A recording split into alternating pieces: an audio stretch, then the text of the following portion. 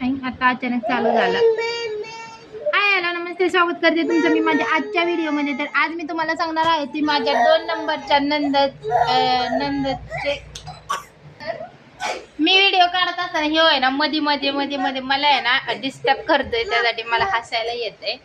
तर 2 नंबरची ननंद आहे ती माझी सख्खी ननंद आहे. तर जी माझी 2 नंबरची ननंद आहे ती माझी सख्खी ननंद आहे. तर माझ्या सख्ख्या नंदाचं आणि माझं एवढं जसं पाहिजे तसं काही जमत नाही. जे खरं आहे ते मी सांगत आहे. जेवढं पाहिजे तसं जमत नाही आहे. म्हणजे मी पहिल्यांदाच गेली होती, तर तिने पण माझ्यासोबत खूप छान राहिली, खूप छान पाहुणचार केला. तिने पण आम्हाला घरी बोलवलं होतं आणि तिने पण आम्हाला चहा नाश्ता जेवण येताना आम्हाला कपडे वगैरे सगळं छान असं केलं. पण आम्ही आणि म्हणजे माझं तर जाऊ द्या, पण माझे मिस्टर आहेत ते 10 वर्षातून गावी गेले होते आणि पहिल्यांदा गावी गेले होते आणि ते पण मला पण घेऊन गेले होते आणि आमचं लहान बाळ होतं, एवढ्या 10 वर्षातनं झालं होतं. तर सख्खी ननंद होती आणि तुम्हाला तर माहिती आहे माझ्या मिस्टरांना आई वडील नाही आहेत. तर तिचं काम म्हणजे आपल्या इकडं म्हणजे तिचं काम होतं की आम्ही एवढ्या लांबून गेलेलो होतो, जवळजवळ 2000 किलोमीटर लांब गेलो होतो आम्ही आणि ती फक्त तिथं 30 किलोमीटर अंतरावर दिलेलं आहे तिला. मग ती आम्ही जाऊन ती आम्हाला 9व्या दिवशी भेटायला आली होती. म्हणजे ती 40 वेळेला पण आली नाही मुद्दाम, कारण तिला बघायचं होतं की आम्ही दोघं नवरा बायको तिला भेटायला जातोय का नाही. म्हणजे ती ह्या आडीवर पडली होती की एवढ्या लांबून आलाय माझा भाऊ आणि बघू सख्ख्या बहिणीला भेटायला येतोय का.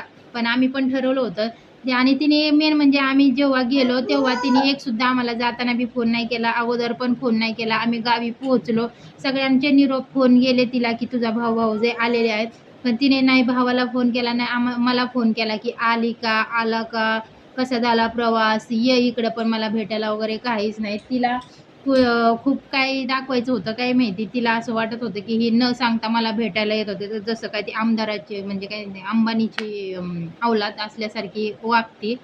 तर तिचं माझं काही एवढं जमत नाहीये. काय बाबू नंतर मग ज्यांनी तिला सांभाळलेलं आहे ते काय धर बाप्पा कर बाप्पा, ज्यांनी तिला सांभाळलेलं आहे म्हणजे ह्यांचे मावशी वगैरे, त्यांच्याकडे आम्ही चहा प्यायला गेलो होतो. तेव्हा त्यांच्याजवळ मीच म्हणले होते की मी जाणार नाही. तिने मी एवढ्या लांब आली, एवढ्या 10 वर्षात मी पहिल्यांदा आली, तिचा अजून मला एक फोन सुद्धा नाही की मला तर जाऊ द्या स्वतःच्या भावाला सुद्धा फोन नाही. त्यासाठी मग मी जाणार नाही. मग तिच्या मावशीने तिला सांगितलं असेल, तर मग तेव्हा तिने फोन केला की भावाला की ये म्हणून. पण आम्ही ठरवलं होतं की जायचं नाही आणि मी बोलून पण आले होते त्या मावशीपाशी की मी जाणार नाहीये म्हणून तिने फोन करून सांगितलं आणि मग ती स्वतः आली आणि मग आम्हाला आमंत्रण दिलं की माझ्या घरी या म्हणून. तेव्हा मग आम्ही तिच्या घरी गेलो. घरी गेल्याच्या नंतर तिने केलं आम्हाला व्यवस्थित सगळं. काय दर दादाला हाण जा, दादाला मार जा. मायला मध्ये मध्ये करते त्यासाठी व्हिडिओ पूर्ण होत नाही माझा. तिकडं बघा त्या.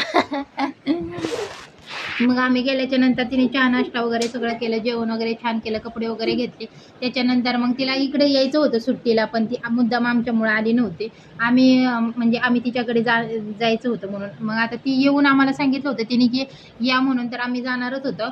पण आमच्यामुळं मग तिने एक दिवस लेट केलं. आम्ही ज्या दिवशी जाऊन आलो त्याच्या दुसऱ्या दिवशी ती लगेचच आली इकडं तिच्या मावशीकडे, म्हणजे शेजारीच आहे माहेरी. तर मग आम्ही 2-3 दिवस होतो, ती पण 2-3 दिवस होती. पण साधं ती भावाला पण बोलली नाही आणि मला पण बोलली नाही की बोलवलं नाही या भाभी की गप्पा मारो, किंवा ती आली नाही इकडं चुलत्याच्या घरी, म्हणजे आमच्या घरी ती पण आली नाही. ती एकुलती एक भाची होती तिची, तिला सुद्धा तिने म्हणावं असं घेतलं वगैरे नाहीये की तिला सुद्धा ती भेटायला वगैरे आलेली नाहीये. तर असं माझं आणि माझ्या सख्या नंदाचं रिलेशन आहे. म्हणजे जेवढं चुलत नंदाचं रिलेशन म्हणजे चांगलं आहे, तेवढं सख्या नंदाचं अजिबात अजिबात सुद्धा नाही. तिचं तिच्या भावासोबतच जमत नाही, तर मी तर लय लांबची गोष्ट आहे. चला तर मग भेटूया पुढच्या माझ्या 3 नंबरच्या नंदसोबत. थँक्यू.